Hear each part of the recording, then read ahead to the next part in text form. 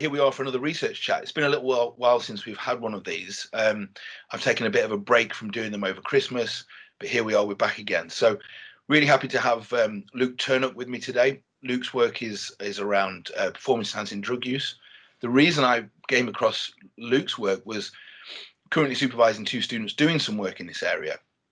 And a lot of the research that I was finding didn't take some of the methodological ideas that I find useful into that work, and Luke's work does seem to do that. So Luke, can you just introduce yourself, let us know a bit about who you are, where you studied and where you currently are?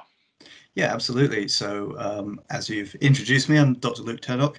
I did my PhD starting in 2013. I started it down at Plymouth, wound up for a variety of reasons having to transfer it, and finished it at Winchester. But my PhD project was an ethnography of gyms, gym environments, and within that, interviewing people who were involved in the use of steroids, supply of steroids, whether that's just on the small scale in the gym, supplying friends and acquaintances, and I had 2 more commercial suppliers who were sort of involved in the higher up, so to speak, levels of the market. So the focus for my PhD was really getting into gym environments, talking to people, and learning how they're using steroids, what their motivations are for using them, and exploring this idea that possibly steroid use is becoming normalized. And then as kind of the other side to normalization, look at the normalization of supply within those contexts. And then as for what I'm doing now, I'm currently lecturing in criminology at the University of Lincoln. Cool, excellent. So there's a few things that we'll try and cover off today. One will be around some of the specifics of the project, but I think you've talked a lot about that on your own YouTube channel, so we'll direct people there for more details on that. And then some more methodological challenges, and then I think just something else that we just definitely need to touch on is I've never heard, and maybe this is because although I've published in this area somewhat, it's been within sport rather than recreational drug use. Performance enhancing drug use. And one thing that I've never seen anyone talk about is that kind of underground market, which I think is really interesting. I know you've talked about that in another video, but that might be something I'd be really interested to hear about. So just as a start point then, one of the projects that I'm currently looking at is this. What I'm trying to get at is where people get their knowledge of illicit substances from. In this, it happens to be performance enhancing drugs. One of the ways in which I'm getting the lads to do this is to think about online communities, but also gyms. So, I mean, first thing is, where do people find out about this stuff? Because you can't just go and ask your doctor, can you, about performance enhancing drugs? So where did you find that these people were getting their knowledge from? Yeah, well, actually, to pick up on what you were saying about the doctor, it's interesting that in my research, so I did some grounded in gyms, as I said, doing ethnography, going into gyms, talking to people in gyms, and some online research as well, lurking on bodybuilding forums, and also a bit of social media, although I was primarily looking at forums rather than social media, but I think it's probably transitioned at this stage more over to social media. So in terms of doctors, as you said, when you look at people who say, I tried to go to my doctor and talk about this, particularly when we're talking about increasing concerns over low testosterone and the negative kind of effects that can have, and causing depression, and people are increasingly looking into whether, oh, if I take testosterone, can that actually improve my quality of life? And in that regard, in terms of looking at using these drugs, people very often have said, particularly in forum posts, they say, I tried talking to my doctor and they just told me flat out, no, they didn't want to help. They didn't want to give any advice. They said, you'll get testosterone poisoning. So there's a lot of distrust of the medical community within these sort of circles, people on these forums. And in my local research, I had similar findings. One of the guys I spoke to, he was worried that he had low testosterone, he had all the symptoms. He went to the doctor and they ran the test for him, but then they said, well, your range is normal, so we're not doing anything. And he asked, can you give me the precise number, because he wanted to see whether he was within normal but on the very low end of the range, which could still result in these symptoms. And he said just the doctors refused to do anything more than that. They wouldn't give him the numbers, they wouldn't tell him anything. So in terms of the distrust of doctors, that's the first thing, is that people within these communities very much perceive that the medical community doesn't want to help them at all. So moving on to where people do get their advice on steroid use from. As we said, some of it is through forums, and I think probably increasingly social media. I know Nick Gibbs at Northumbria University is looking at social media, so he'll probably have some interesting data coming out on that when his thesis is published this year. But in terms of the bodybuilding forums, it's interesting to note that the different depths that people go to. So some people will literally just go on Google and search for, just advice on steroids. What steroid should I take? And they'll just follow the first link. And, often that can be quite bad advice because you get some of these people on the forums very much exaggerating what you need to take and not necessarily representing it accurately. But some of the people I spoke to did really in-depth research, and actually they would hear about things on forums and then they would cross-reference it with materials published elsewhere. And some of this could even be, medical journals and textbooks and things. And some of it was just going to 3 or 4 different forums and comparing what's said on all the different ones.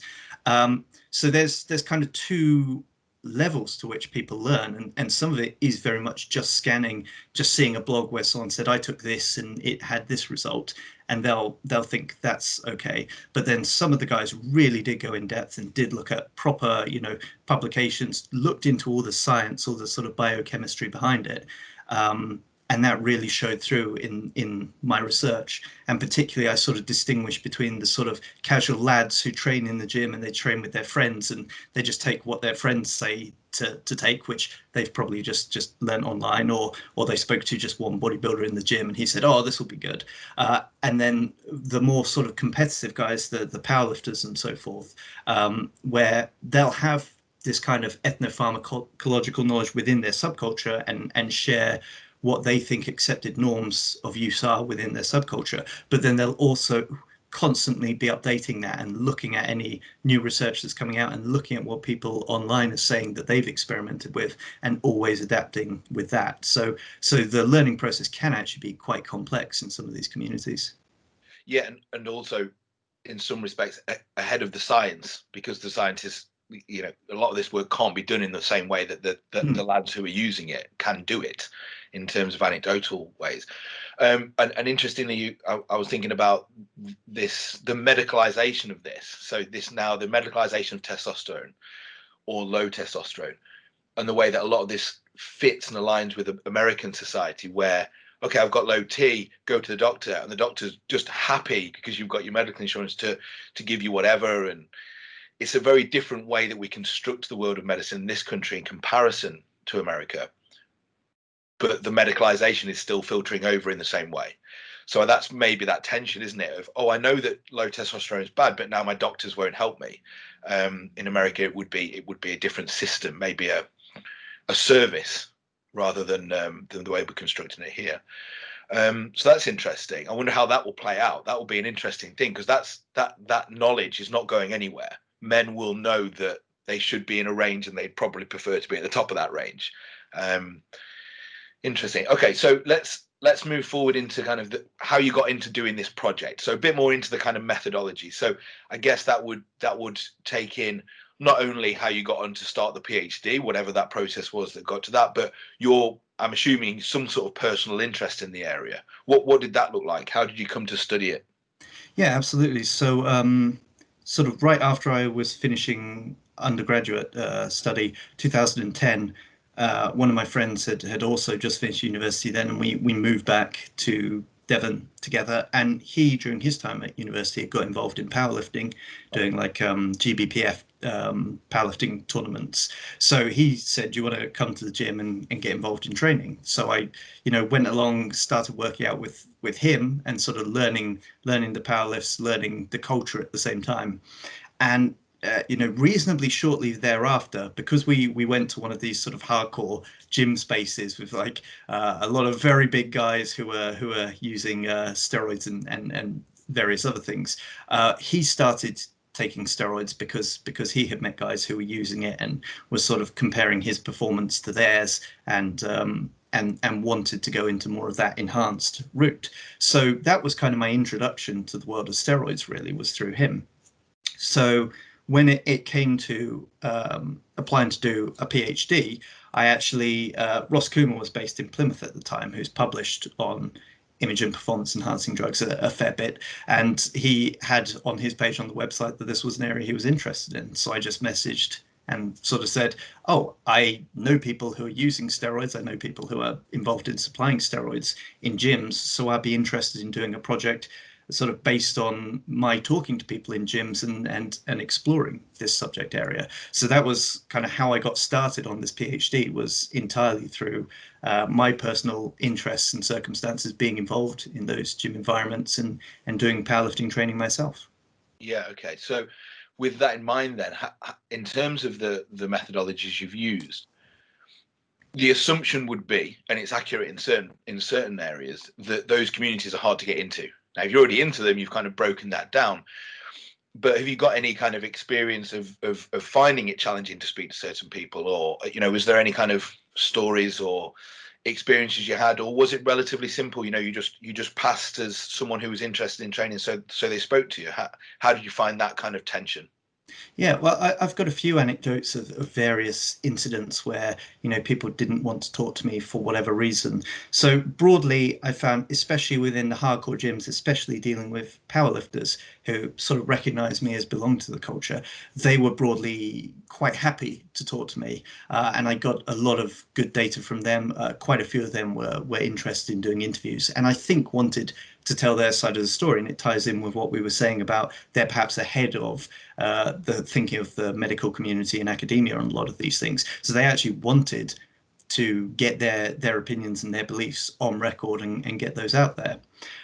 Some of the other groups I had a bit more difficulty in accessing. So the sort of lag culture type training and very social media oriented training. Right. I had one really good interview with one member of that culture who was training to be a personal trainer. And we went in a load of depth. I think it was the longest interview I did in the project. And afterwards, I sort of asked, "Oh, is there any chance your friends will talk to me?"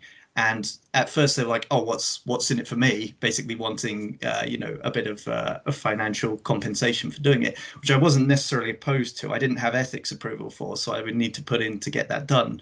But it's pretty standard in a lot of projects to pay people for interviews.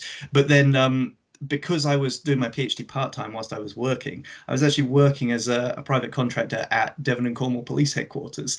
And Right. so he like let this slip in the conversation with them. And after that, they were all just like, "No, you are joking. We are not talking to this guy." So that was quite an interesting incident that happened. Let me think. Other things. I mean, sometimes I would talk to people. It's interesting because there is quite a normalization in the gym. People are happy to just talk openly about it in the gym with each other, but I think they shut down a bit if you sort of formally approach them to ask questions. So guys who I absolutely knew for a fact, because I had heard them talk about it with other people, I would approach them and they would say, "Oh no, I don't do any of that stuff. Sorry, I can't help you." And I think in those cases, and that's more of the sort of commercial gym environments and the more casual type of training, I think it's because there is still that stigma kind of attached to it, and they perhaps didn't trust me in conversation.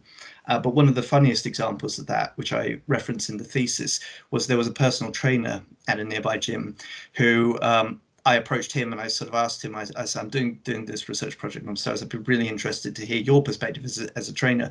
And he just said, "I can't help you with that, mate. Sorry, I don't know anything about it." Apparently forgetting that he and I have a mutual friend on Facebook whose wall he just covers with so many posts about all the steroids he's doing and all the different how you should approach using this steroid. So he very publicly, very openly posts that content within certain contexts. But then just because I was approaching him a bit more formally, sort of downplayed it. It was like, "No, I don't know." So there is still some barrier with sort of stigma and formally confessing in some contexts, even if it is very normalized in other contexts. Yeah, and I wonder if did you approach him in the gym? So I'm trying to think. I think that one. I'm trying to think. There was one I approached in the gym and got a response like that, and one I approached on Facebook.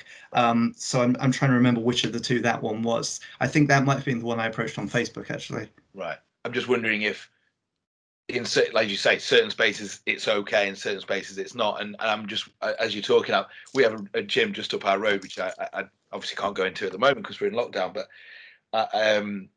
I often wonder if steroids are a just a part of their job these days in some respects. Now, obviously, some of them know, but there's some lads who you can see that. Sorry, I can't say that. You can't say that they're definitely doing it, but you could argue that they look like they might be. It's probably the best I can say. And like that, actually, it might be a worthwhile thing for them to consider in terms of business, because unfortunately, in that industry, the people who look the best often get the most clients. Now, I don't know if they hold on to them the most, but they certainly get them. So anyway, I wonder if there is that kind of issue. But at the same time, I'm in work, so I don't talk about this. Mm. Because in the spaces where we're talking about, it's a pure gym where I'm talking about, and it's a very, very common place for anyone to go, but very, very infrequent steroid use, I would expect. But in the hardcore spaces, I mean, if you're powerlifting to any reasonable level, you're at least comfortable in that subculture. So you're comfortable talking about it, even if that's comfortable to say, no, I don't do it, I'll stay natural. So those kind of spaces are interesting, especially if people are just doing it online as well. Sorry. So I won't speak in a private conversation because you've come to me and asked, but I will put it all over the internet, which is it's an odd kind of dynamic, isn't it? It makes me think about, one of the kind of things that I hinted at earlier is the vast majority of work that's been done in this area, especially within sporting contests, has taken a more detached methodology, whether that's surveys or whatever. It's very much a kind of, and I'm not saying that those methods can't be useful. Of course they can. And in some ways, the notion of doing a survey and feeling like, my name's not attached to it, I can be truthful, I get that as well. But I'm very much aware that the depth that you're talking about and some of the nuances of what you've just said are very hard to pull out from a survey. That one person would say, a person may fill a survey in and say, yes, I'm completely open and honest. And now we've just seen that same person isn't at a different time. So I guess in terms of doing the work where you kind of lived the research, where you did the ethnographic work, did you find, or did you get a feel that you were able to get into some depth that might have been absent from someone who was a little bit more outside of that world? Yeah, definitely. And the paper, of course, you highlighted of mine when you got in contact, I think is the clearest example of that, of actually this type of research that it's very hard to get certain contexts and get a certain level of depth if you're trying to look at these cultures from an outside perspective. So in terms of that paper, that's the one looking at actually the inside workings of a steroid brewing local manufacturer operation, and sort of how supply operated, and how they were involved in the importation, the creation of finished product, and then branding it. And that absolutely is the type of work where I think you need to have this just established personal connection beforehand to get in. And again, there's some nuance to how that can be. That doesn't necessarily have to be going into gyms. So subsequent to me publishing that one, I had another person contact me online who actually then just went through his own experiences of being involved in something very similar. And that's currently unpublished, but was a really interesting conversation. But I think you have to be using methodologies that are more than just sending out a survey. You can't just say, oh, do you sell drugs at a high level? Are you involved in the importation of drugs for supply in local market? I don't think you're ever going to get responses based on that. So that very definitely is the type of research where I think you have to, be creating those personal connections and build those trust relationships in order to be able to get those kind of insights into, areas that are traditionally hard to access. Yeah, and that's certainly even remotely touching on the criminal is where this work comes into its own right. I mean, even when I'm doing stuff in boxing clubs, the assumption that the one that I got was, oh, you're a journalist. They feared journalists more than researchers.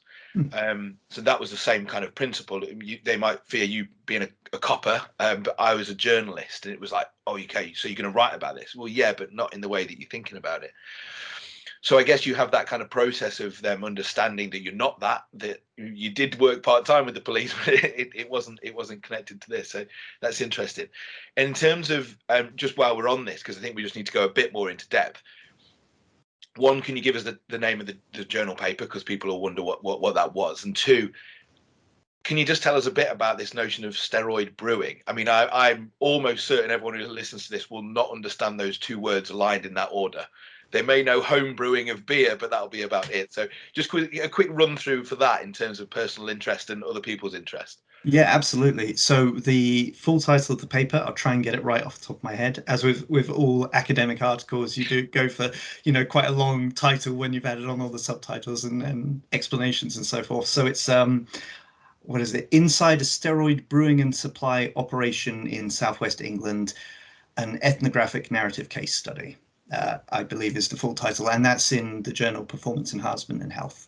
So what that article explores, as I've sort of alluded to, is this friend who I had in the local steroid market, who he had initially been buying steroids in the gym, and some of that was personal use and some was just selling to very close friends in that same gym. And then somebody had told him, oh, I've got this online contact who actually is selling me this stuff cheaper, so they might be worth getting in touch with. So he starts speaking to this online contact who is involved personally in bringing over powder form steroids from China, and then he is the one who's making them up into liquid form vials to inject, which I'll get into in a second. But how my friend winds up getting involved in this is that this person who he's speaking to, the online contact, decides to stop. He's going to close down his business. But during this time, he's discovered that my friend is actually a qualified chemist, so and has some capacity to do this himself. So he says, well, I'm shutting down my business, but why don't I give you the contact details of the person that I'm buying the powders from, and then you can do this yourself. So he just sort of drifts into this supply. He makes one contact, makes another, and then winds up in touch with the people in China who are actually creating the powder form steroid products. And he says he starts importing it from them. And how brewing works is all the steroids initially, when they're created in countries such as China and India, very often it's legitimate pharmaceutical labs which are making them, and then they're sort of illicitly selling those. And whether that's they're using a legal lab's machinery outside of ours, or whether it's the lab is in fact legally producing that, in the case of things like testosterone and growth hormone, which can be legally produced, and then they're sort of just taking some of that off and selling it on illicitly. There's different nuances in the different types of labs and what's available. But he was getting these powder form steroids, and then once they've been imported in powder form, they're then mixed with oil, and it can be any oil. Some brewers obviously use proper medical grade ones. Others, there are rumors they just use vegetable oil that they buy in Asda. Again, perhaps needs some quantitative testing to support that, but that's what I hear from people involved in the local market. And they mix this with ethyl oleate and benzyl alcohol and apply heat to the powders to get them to dissolve and suspend in the oil.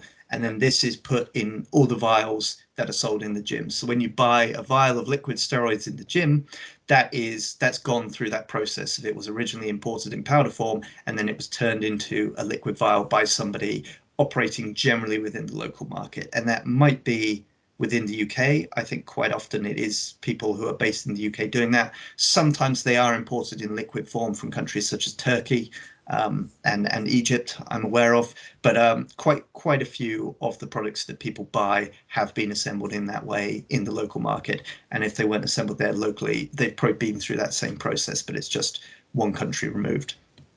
So this friend who I was speaking to basically went through the whole process of how he did that.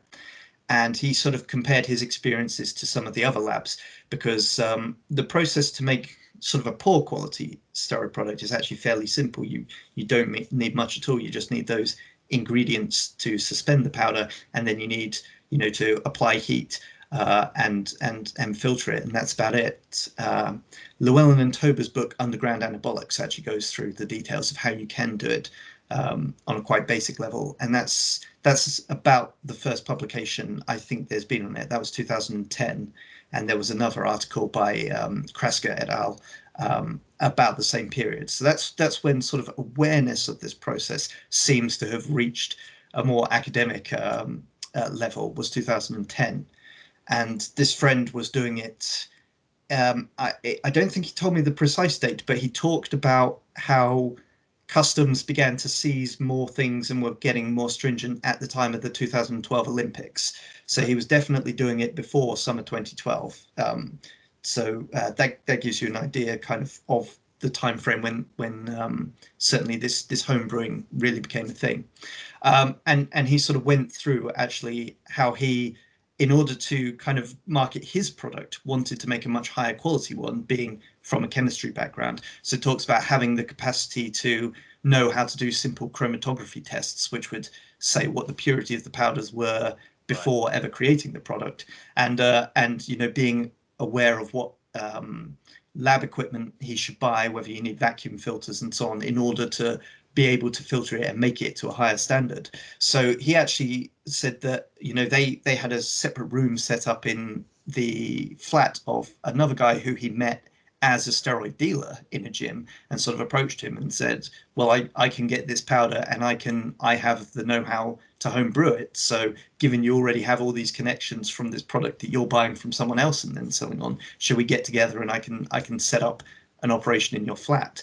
So they started doing this and creating this product, and he just talks about kind of the spread that he saw on the local market. He said he had 40 different people. I think he said between 30 and 40 who would buy in sort of bulk at the wholesale level from him, and then they would go to all the different gyms, and they would be the ones who were then selling it on in the gym. So obviously had quite a bit of spread from there.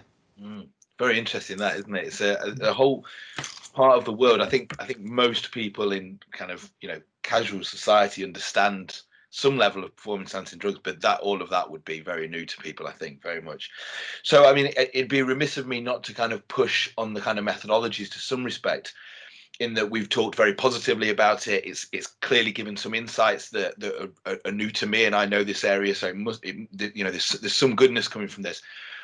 But every methodology has its weaknesses. Can you kind of comment on anything that you kind of bumped up against, problems that you found, issues with analysis, interpretation? I don't know. Were there problems that you found with doing this sort of work as well? So as I said, I spoke to two commercial suppliers, and that was kind of the one who I already had a friendship insider connection with. So I'll come back to perhaps a few of the methodological concerns there. But the other one who I spoke to, he was more of just a friend of a friend, and I met him, and it was a completely different story, to be honest, because he was happy to sort of talk in vague terms, and was talking about kind of how he got into that type of supply, having moved across from being a Class A drug supplier, realizing there was just as much money or even more money to be made in steroids, but a lot less risk. He decided to sort of come into this market. But speaking to him, I was trying to ask him about the intricacies of the market and about the processes and so on the same level. And he was just immediately sort of shutting it down and not wanting to go into certain things, and keeping it a lot closer to his chest. So I think even if you are capable of making those connections, it is really dependent on your relationship with contacts. And I was just lucky that this first commercial supplier was an actual friend, and was someone who I've known for a few years and got on quite well with. And the other one who I spoke to, actually, it was interesting the kind of level to which he was a bit. He didn't want anything getting out that could be tied back to him. So he was sort of very clear that if I hear anything from this, you're going to be in trouble. I'll send the boys round and all this sort of thing. So quite an interesting character, actually, to meet. But in terms of conducting the research, obviously that made it a bit harder when you don't have that level of willingness. But simultaneously, methodologically, you could look at that first example where I did get all that inside data, and you could say, well, if this is your friend and this is someone who kind of you're more inclined to just believe what he's telling you, and you're perhaps putting more of a positive light on it because you have those existing understandings, and you're thinking he's not going to lie to me when it comes to the nuances of dealing with illicit markets and people talking about clearly illegal activities, whether that should still apply. I'm sure there's sort of methodological critiques that people would have with regards to friendship research. and as well as ethical concerns. I know people say sort of, does it create an unfair ethical burden if you're asking people who you know personally, hey, can you talk to me and help me because I want to understand these illegal activities that you're doing? So perhaps there's methodological concerns around how you navigate that and what's appropriate to report on. And actually, even outside of the sort of the supply side of things, those concerns are kind of prevalent in my broader work. So as an example, we were talking about personal trainers, and you said the pressures to use drugs as a personal trainer. And one example I had was someone who I got on really well with, who was a trainer and was one of the interviewees in my research, came to me and was saying about, I'm really struggling to run my business as a natural trainer because all these other guys, they're using steroids, and I can tell when I'm looking at them, but they're putting up this image, this is what you can achieve, and they're not telling their clients you can't achieve this naturally, and they just look better than me. So they're taking the clients from me. So he was literally asking me, can you give me any reason I shouldn't be taking iPads in order to better represent myself? So I think you do come across these sort of perhaps ethical quandaries and concerns when you're doing this type of insider research that you don't necessarily see elsewhere. So I navigated that just by being honest and saying, this is the research I have in relation to the drugs that you're talking about using. You're ultimately going to have to make that choice for yourself. But I think when you are looked at in that position, A, as a friend, and B, perhaps as an authority, being somebody researching these areas, you do have to be aware when you're conducting that type of field work, actually, of what impact am I having on people, and do I need to be conscious actually of how I'm representing myself, what I'm suggesting to people in those environments. Yeah, interesting. Yeah, my dogs are faffing around, by the way. I think you heard one of them bark earlier, but that's why I keep having to kind of stop them from biting me every now and then. So just a couple of things before we start to finish up. One of the ones that I think is interesting is when you start to talk to people about coming away from the field, whether that's to write up or whether you move away for a job. And I've had to do both. I've stopped being involved in research cultures because of both things. And you've already talked about working with friendships, and this is why this kind of rang a bell with me. I remember leaving the gym and then people, wondering where I was and what I was doing. That was a mistake on my part. I should have said, right, I'm not going to be around much anymore.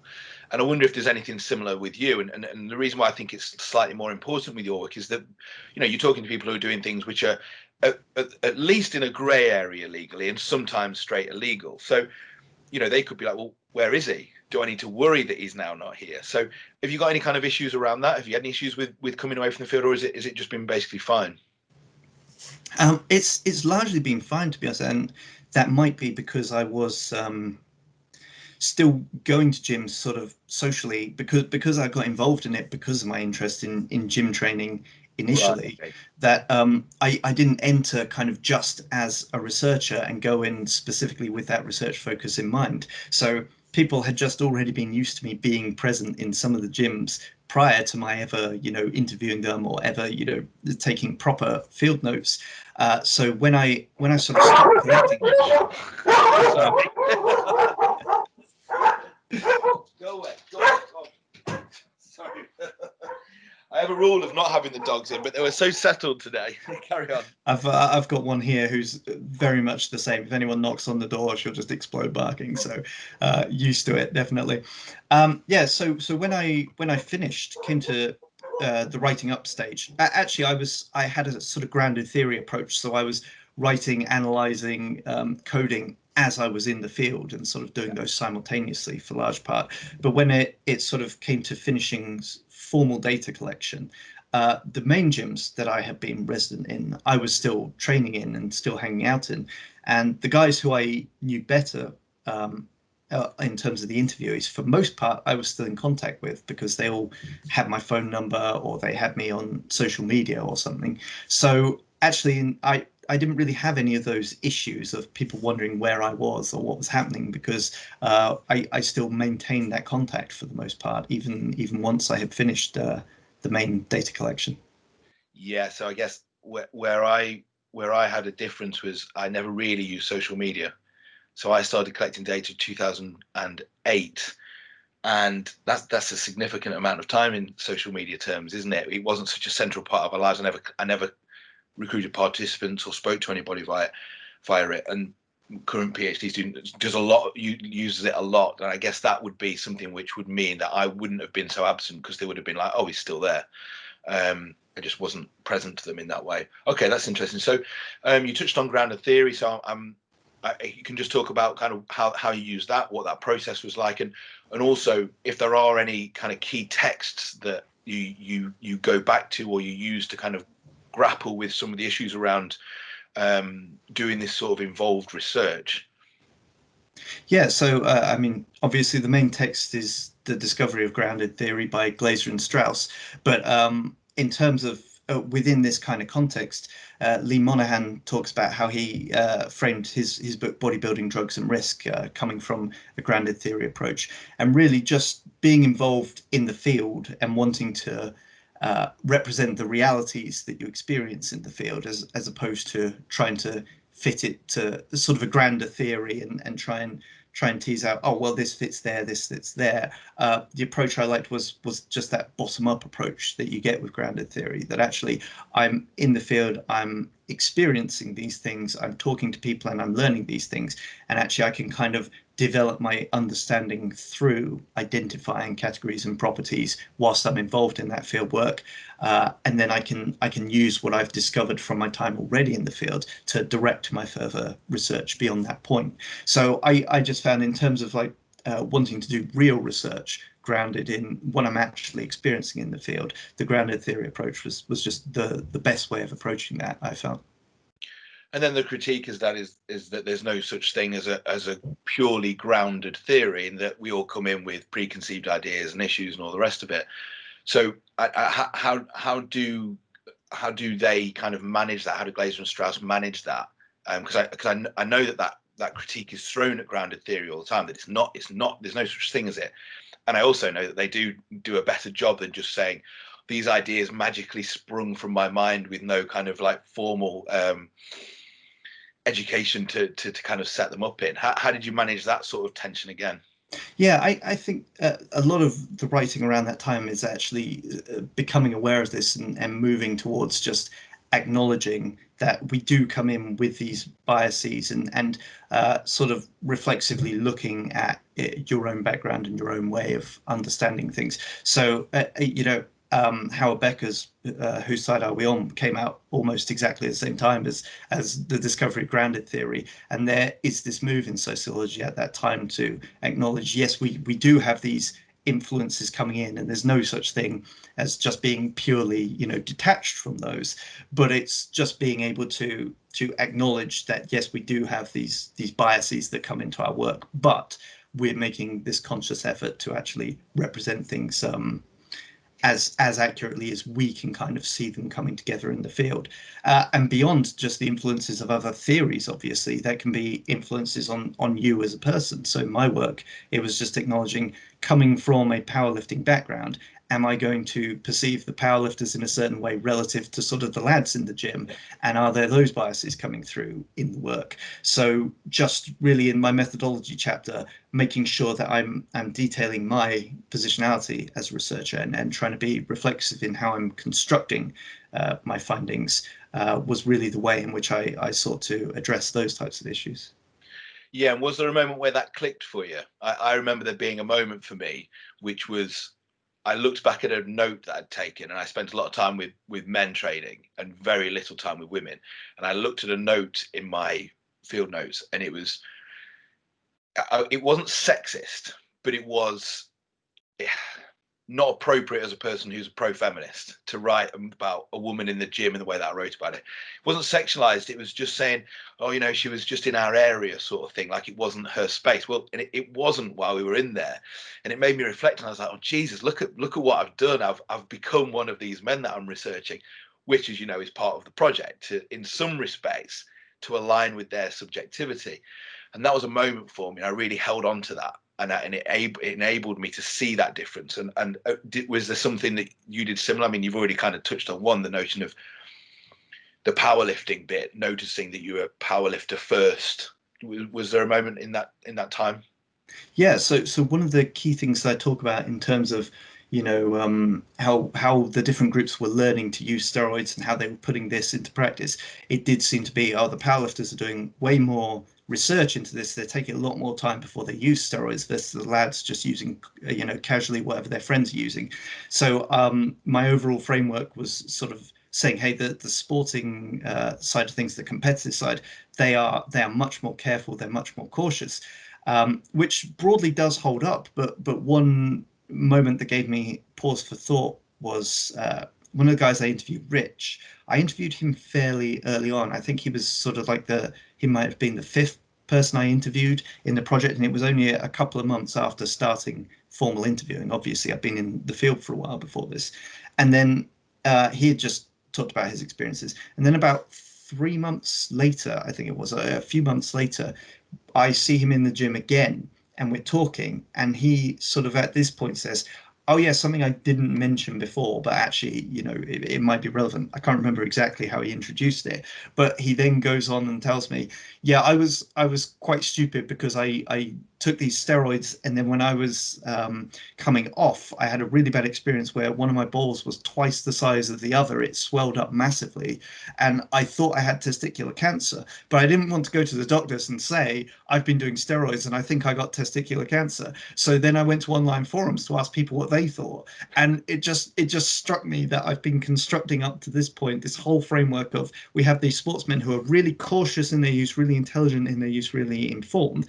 And on the off chance Rich watches this is not designed to badmouth him or anything, but just it made me aware that actually, in some regards, they would be sort of as risk-taking and as foolish as the lads who I had been kind of framing in this way in their use throughout. And sort of it made me reflexively look and think, it's because I've come from powerlifting background that I have these biases towards powerlifters. And then when I hear someone, has engaged in these kind of foolish behaviors, which I've, in relation to the lads I've been critiquing, it's just this awareness that actually, oh, but this applies to my own culture as well. So having to have more of a nuanced take on actually, how these subcultures weigh up risk and how they behave. Yeah, come to Jesus moments. That moment in the field, which finally the penny drops of the things that you've been reading all this time. I remember reading these ideas all the time, intellectually completely happy with them, and then them not filtering through my work until the come to Jesus moment. And at that point, I always had something to hang on to. Oh, remember when you did that? That was stupid. Don't do that again. And that's the kind of moment that I look for when I'm supervising, is to say, look, this thing that's happened here, you're thinking of this as bad now. I've just helped you realize that this was, you were unreflexive in this process, and you had some preconceived ideas that you've shot through your data with, but now use that for the rest of your career and you hold on to that. Great. Okay, so just to tie things up, YouTube page has got loads of extra videos on it, loads and loads of videos on there. So I think people can find that if they just type your name in, can't they? Luke Turnock. Yeah. So the channel is Dr. Luke Turnock right. At the minute, because there's another Luke Turnock who has 0 videos, somehow still has more subscribers than me. So by all means subscribe, because I'm really close to beating him. I think I only need 2 more. So yeah, Dr. Luke Turnock on YouTube. Great. And you're at Lincoln, so you maybe got a staff profile there for people to look at. Yep, I got a staff profile page at Lincoln, and then of course has my official email address there as well. So if anyone wants to contact me about research, that's there. Good stuff. And just on names as well, I have to use my full name with an initial, because there's a Chris Matthews, which is what I normally go by in America, who's a TV host. There's a bunch of Christopher Matthewses who do research, so I had to even use my initial. So at least you haven't got that war yet of the initial. You'll start adding that in when you find the researcher who's in your area. Okay, great. Anything else before we wrap up? Anything else to kind of finish on? No, I think that's broadly it for my side of things. Talking about my projects, I'm pretty happy with how things have gone. So thanks for inviting me for this discussion. Hope you found it useful. Yeah, really good. Really appreciate it. I'm hoping that my students who are currently working on this can now go off and take some of those ideas forward and people who come to these videos that are just looking for more of a kind of an understanding of experiences of being in the field and what it looks like, and that moment, those come to Jesus moments that we both experienced, they're things that people can start looking out for. I'll put some links in the video below of where to find you and all that sort of stuff. So yeah, thanks very much. Really appreciate it. See everyone next time. All right, brilliant. Thank you.